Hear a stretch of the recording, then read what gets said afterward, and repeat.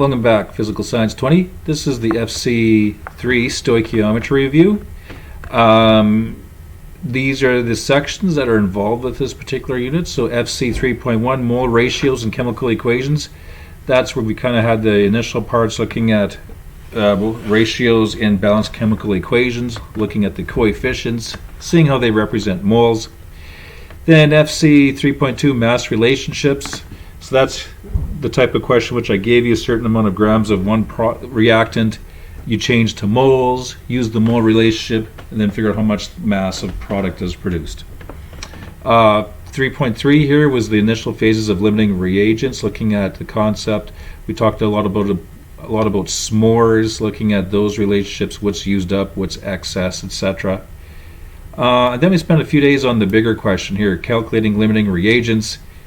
Given the mass of reactants, figure out which one is used up, i.e. the limiting, and then using that to figure out how much product is produced.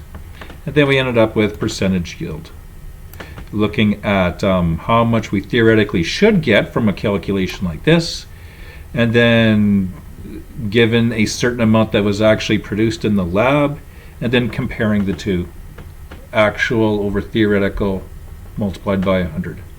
Right, so the format will be very similar to what you're used to in class. 10 questions worth 10 marks. I could pull from each one of these, some of the easier types of questions. And then I'll have 3 questions, kind of the short answer part, the calculations.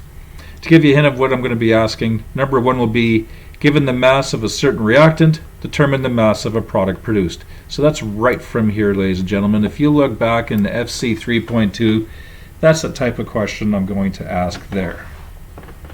Okay. Number 2 will be the big question, the limiting reagent. So that's right from here and very similar to your hand-in assignment. Given the masses of reactants, you have to figure out which one is going to get used up by converting them both to moles and using the mole ratio in the equation. So if you look back, that is like the part A section of all of those questions that we had, starting off with G's, grams, figure out moles, comparing. Then once we have the limiting reagent figured out, use that limiting reagent to figure out how much mass of a particular product is produced. Okay, so going from moles to moles and moles to grams. And then lastly, I'm going to ask you a percentage yield calculation.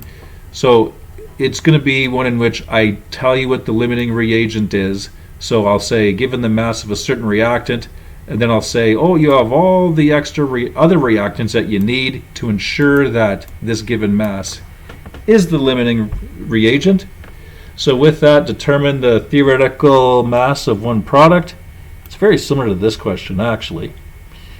And then once you have the theoretical product, I will say, okay, here's what actually was obtained from maybe an experiment.